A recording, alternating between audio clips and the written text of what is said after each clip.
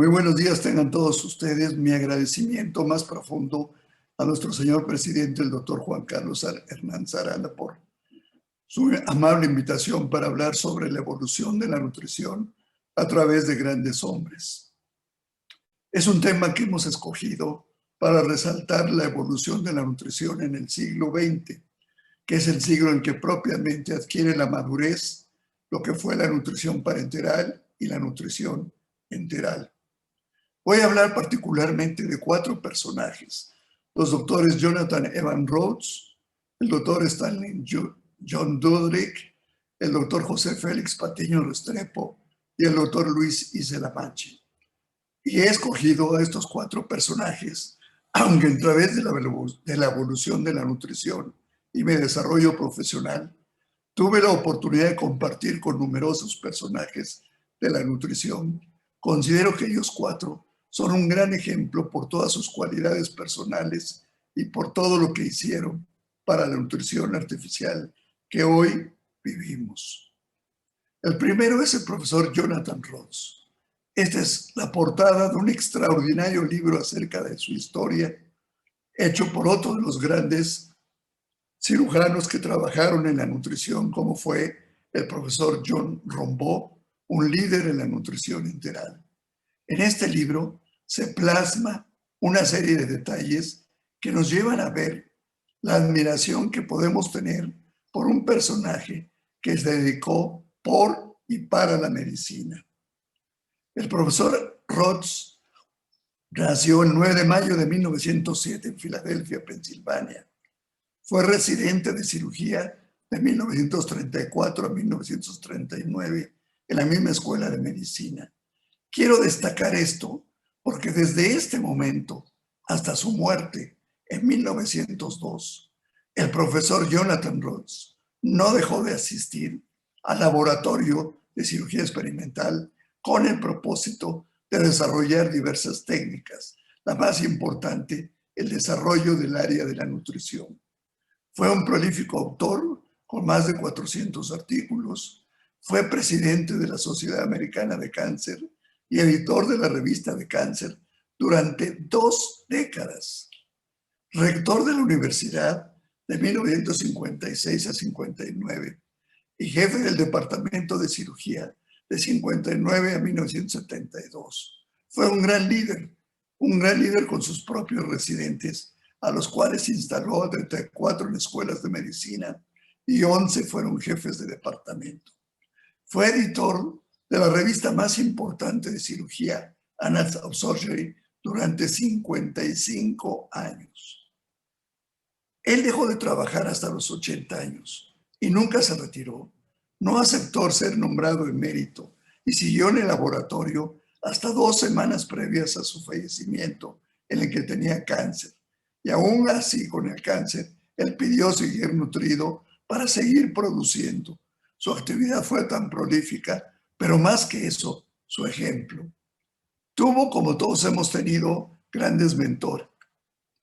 El profesor Radlin, cirujano y jefe del departamento, fue su principal promotor durante muchos años. Aquí tenemos al profesor Jonathan Rhodes y este es el staff que en 1940 existía en el departamento. Esto es muy importante porque el profesor Radlin se fue a dirigir el hospital más importante en la Segunda Guerra Mundial y dejó a su cargo al departamento de cirugía temporalmente al doctor Jonathan Rhodes, quien con todas las carencias siguió manejando la universidad con el mismo éxito. Otro gran personaje de ese contemporáneo, sin duda, fue el profesor Harry Barth. Él era un bioquímico quien, dedicado a la nutrición artificial por más de 40 años en el laboratorio, participó con el profesor Jonathan Rhodes buscando todas las técnicas para encontrar las mejores soluciones de nutrición parenteral, para encontrar las mejores vías para poder desarrollar esto. Y fue un gran contribuyente en lo que siguió en el desarrollo de la nutrición artificial. Aquí tenemos a 3 personajes: el doctor Jonathan Rhodes, el doctor Harry Barth y el doctor Stanley Dudrick, que en su momento era residente de cirugía. Este es el trabajo clásico en donde podemos ver a perritos de una camada con un arnés en la parte superior por donde entraba la nutrición artificial y a perros que recibieron por vía oral. Estos fueron alimentados por 235 días. El trabajo intenso fue de ese gran residente tenaz que tenía el profesor Jonathan Ross, como era el doctor Stanley Dudrick, del cual hablaremos posteriormente. Pero este fue el primer trabajo que demostró que la nutrición podía establecer una evolución natural de un ser vivo. Tenemos al profesor Rhodes con el doctor Stanley Dudrick, fue su profesor de cirugía y su gran mentor. Y aquí tenemos al doctor Harry Barrs, quienes fueron primordiales en lo que establecería después el doctor Stanley Dudrick. Todos los que paseamos por los congresos de Aspen, del American College of Surgeons, de la ISS, recordamos una figura alta, desgarbada, corriendo con las dificultades que le implicaban su salud en sus últimos años, de un salón a otro para ver los trabajos libres de todos sus alumnos. Esto lo hizo un sinnúmero de veces y es un recuerdo que tengo latente de su persona, del Dr. Rhodes.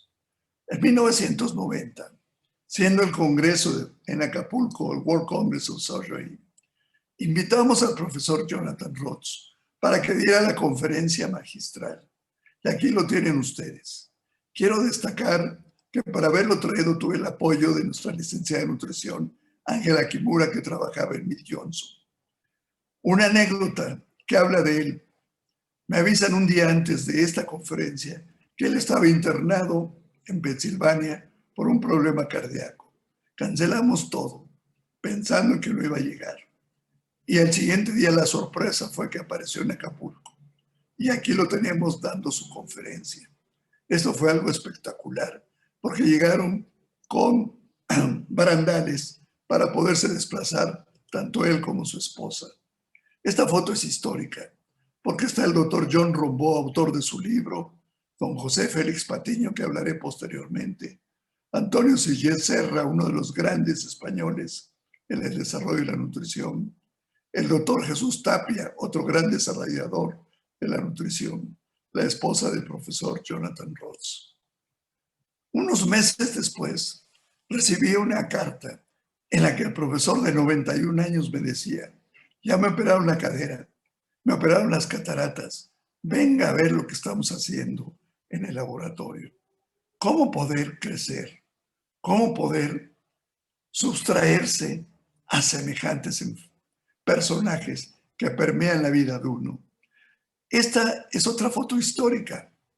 Es el centenario, la cena del centenario de la ISS, donde tuvimos el honor de poder estar junto con otro mexicano y otro latino, el doctor Rafael Mora de Colombia. Y estas dos sillas que ustedes ven al fondo, para esta foto panorámica, fueron para el profesor Jonathan Rhodes y para su esposa, que están aquí. Él, en ese momento, a la sazón, tenía 92 años. La última vez que lo vi, tenía 94. Pocos meses antes de morir, ya con el cáncer gástrico, seguía siendo un hombre intenso en todos los eventos. Esto fue en la ciudad de Bruselas. Él falleció, pero dejó grandes precursores. Y uno de ellos, sin lugar a duda, que hizo su propia historia, fue el doctor Stanley Dudrick. Aquí lo vemos con uno de sus perritos. Él nació en 1935. Fue un cirujano pionero de la nutrición parenteral total. De 1964 a 66, siendo residente, trabajó con su mentor en lo que sería la nutrición parenteral total y que cambiaría la historia de la medicina, ya que está considerado su trabajo como uno de los 3 trabajos más importantes, junto con los trasplantes y el advenimiento de los antibióticos. En 1972 se convirtió en el jefe de la Universidad de Texas, y fue nombrado en 2016 por Medscape uno de los 50 médicos más influyentes de la historia. Una vez que trabajó con sus perritos, aplicó lo que había hecho. Y este es el primer caso, una niña con atresia de intestino. Y podemos ver la evolución de la nutrición de esta niña. Dice el profesor Jonathan Rhodes que se estima más de 10 millones de niños y adultos salvados con la nutrición parenteral. Y destaca el pilar de la terapia que salvó tantas vidas y cambió la historia de la medicina. Tuve la oportunidad de conocer a Stanley Dudrick en el Congreso Mundial de Gastroenterología en la Ciudad de México. Desde entonces me avasalló su sencillez, su forma de actuar y su espíritu de cooperación para con todos. Era un gran comunicador, como ustedes lo pueden ver, pero un gran comunicador, un gran conversador, y capturaba la atención de todos los que lo conocimos. También fue un gran amigo y siempre me maravilló que en cualquier congreso que hubiese, aunque no fuera de nutrición, se sabían los nombres de todos y cuáles eran las cosas importantes que hacía. Alguna vez, en una de estas reuniones, yo le dije que tenía como una anécdota 4 hijos con los que yo había terminado mi residencia. Y él me dijo, ¿sabes qué pasó? Cuando yo terminé mi residencia tenía 6 hijos. Y los 225 días, cada sábado y domingo los llevaba a lavar las perreras porque no había quien los cuidara para que no se infectaran. Stanley Dudrick hizo multitud de artículos, pero quiero destacar este que se publicó en la revista de la Academia de Cirugía y Cirujanos en el 2016, donde habla sobre el soporte nutricional quirúrgico en la actualidad. En ese destacan los obstáculos que se desarrollaron en la nutrición parenteral, por el cual trabajaron más de 40 años los profesores Jonathan Rhodes y Harry Bass. La insistencia en usar venas periféricas que provocaban flebitis. Cómo restringir los líquidos, ya que eran más de 5 litros los que se administraban y se usaban diuréticos. Los sustratos eran inadecuados en el comercio y la formación de soluciones de control de calidad y capacidad de almacenamiento inadecuados. Los retos, pues, eran calcular las calorías, los aminoácidos, electrolitos, todos los micronutrientes para un balance positivo de nitrógeno e infundir soluciones nutricionales de forma continua a través de una vía adecuada de utilización y mantener las condiciones asépticas para no provocar sepsis en nuestros enfermos. Lo más importante, y sin lugar a duda trascendental en toda la medicina, fue que copió una técnica de Aubagnac, un cirujano de la guerra de Indochina, para hacer las punciones subclavias. Esto abrió todo un panorama, no nada más para la nutrición artificial prolongada, también para cateterismos y la quimioterapia. Solo esto podía haber sido la gran contribución de Stanley Dudrick. Desarrolló una gran variedad de sustratos parenterales. Desarrolló principios y prácticas de infusión intravenosas a largo plazo. Desarrolló las bolsas plásticas. Desarrolló los catéteres venosos centrales. Y fue el avance de programas educativos corporales y especialidades de apoyo nutricio. Su enfoque multidisciplinario fue constante y luchó por ello a través de toda su vida. Stanley Dudrick recibió innumerables reconocimientos a través del mundo. Este es el momento en que, siendo presidente yo de la Academia Mexicana de Cirugía, tuve la oportunidad y el gran gozo al líder que yo admiraba para nombrarlo miembro honorario de la Academia Mexicana de Cirugía. Stanley falleció el 18 de enero de 2020, pero su impronta en la historia de la medicina quedará para siempre como ser humano y como un gran líder de la medicina. El otro personaje es latinoamericano, mi mentor, a quien siempre consideré mi mentor. el doctor José Félix Patiño Restrepo. Él nació el febrero 15 de 1927. Y en esta gráfica pueden ver ustedes todas las instituciones en las cuales él participó y de las cuales voy a hablar posteriormente. Solamente quiero destacar una que es muy importante. La Federación Panamericana de Asociaciones de Escuelas de Medicina. Fue el gran líder, el gran contribuyente de la educación a nivel latinoamericano. Mucho le debe Latinoamérica en el desarrollo de la nutrición y en el desarrollo de la cirugía. Él nació, como dije, en 1927. Terminó sus estudios en Yale en 1952 porque había problemas en Colombia, como ha sucedido lamentablemente en varias ocasiones.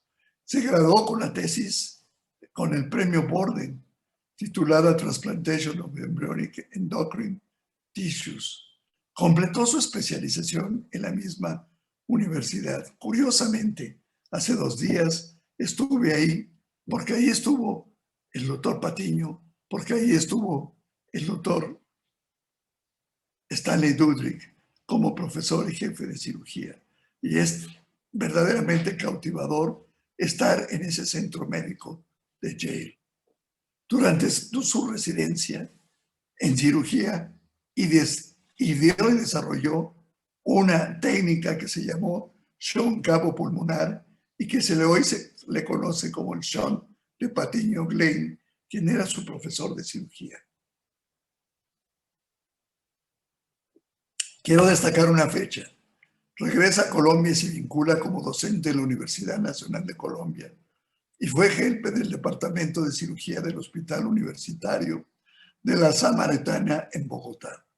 Destaco esta fecha porque desde entonces él ya traía todo el interés en desarrollar la nutrición clínica y la empezó a desarrollar desde esa fecha hasta su muerte. Todos los días en la universidad, en el hospital de Santa Fe de Bogotá, pasaba visita en el área de nutrición y en el área de cirugía. Observen este detalle. Fue ministro de Salud e hizo grandes cambios por su país por 2 años. En 3 años fue rector de la Universidad de Colombia, que querían desaparecerla. Hizo la reforma Patiño, transformó toda la universidad, transformó las carreras e hizo de la Universidad de Colombia una gran institución. Este es el libro más emblemático para mí que he leído en español sobre metabolismo, nutrición y shock. Al principio, en la primera edición, hoy van 4, él fue el único autor del libro. Era un gran escritor con una retórica extraordinaria. Muchos libros hizo, no nada más de nutrición. Pero yo les quiero destacar este. Si alguna vez lo ven, cómprenlo. Es un libro histórico, es un libro de una gran calidad que refleja lo que era el doctor Félix Patiño. Llegó a ser presidente de la Academia, obviamente, de Colombia, presidente de la Sociedad Internacional de Cirugía, el único presidente latinoamericano en más de 100 años en esa sociedad, fundador y presidente de la Federación de FELAC, miembro honorario del College y de la American Surgical Association. La Universidad de Colombia y su país han creado múltiples espacios con la cátedra con su nombre porque le deben todo. Tuve la oportunidad de estar muchas veces, como lo mencioné, fue mi mentor en muchas cosas en mi vida personal y poco es lo que se podía hacer por él. La ISS, International Society of Surgery, se había desarrollado durante casi 100 años y en el advenimiento de la cirugía laparoscópica, mucho de su contexto se estaba transformando hacia esa área.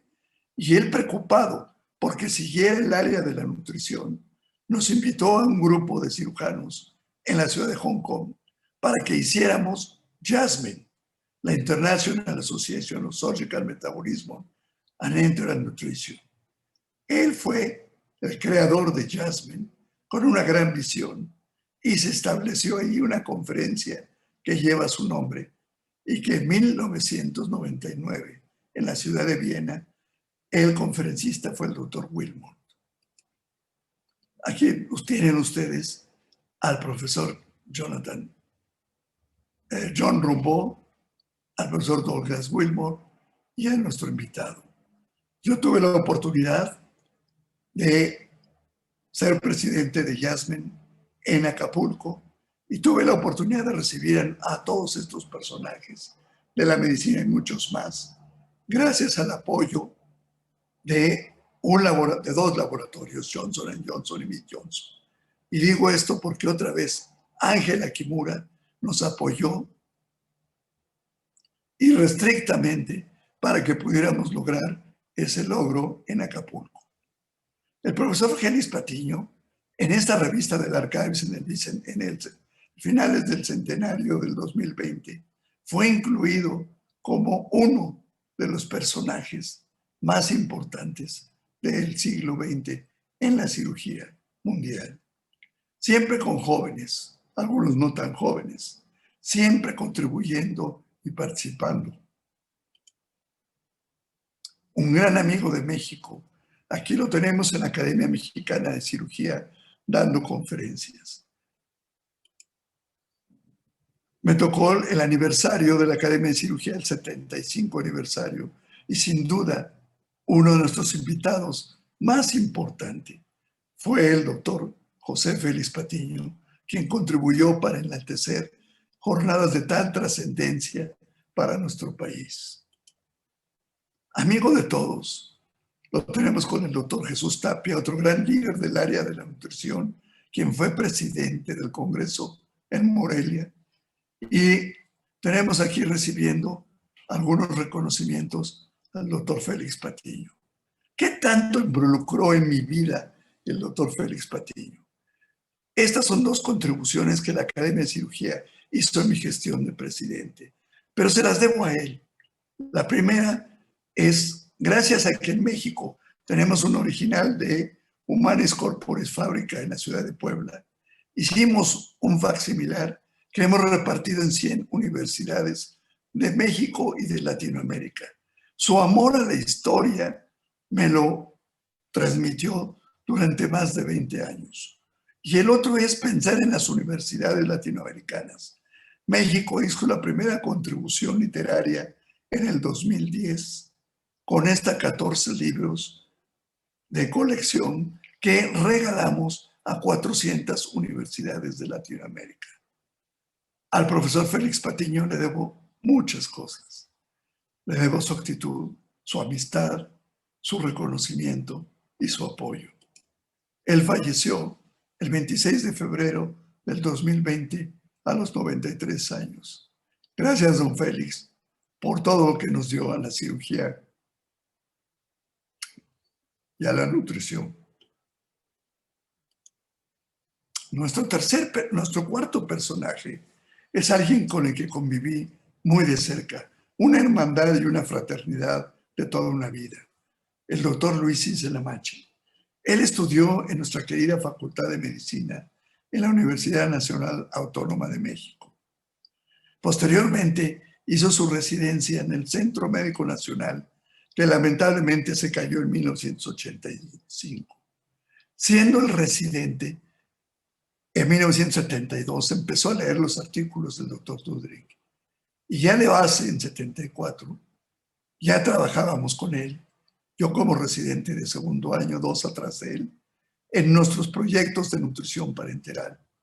Se fue con el doctor Tudrik a trabajar con él y a traer las técnicas para establecer el mejor programa de nutrición que ha existido en nuestro país y en uno de los mejores programas de Latinoamérica. Y esto es debido al rigor científico que tenía el doctor Luis Cice, a su tenacidad, a su capacidad de pensar. Muchas cosas hicimos para que esta técnica se desarrollara en nuestro país y en el resto de Latinoamérica.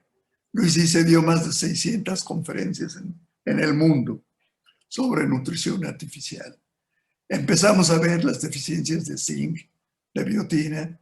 Por primera vez se destacó la biotina en nuestro país y en el mundo de nuestros pacientes con nutrición parenteral, y pudimos determinar cuáles eran los indicadores precisos para ello.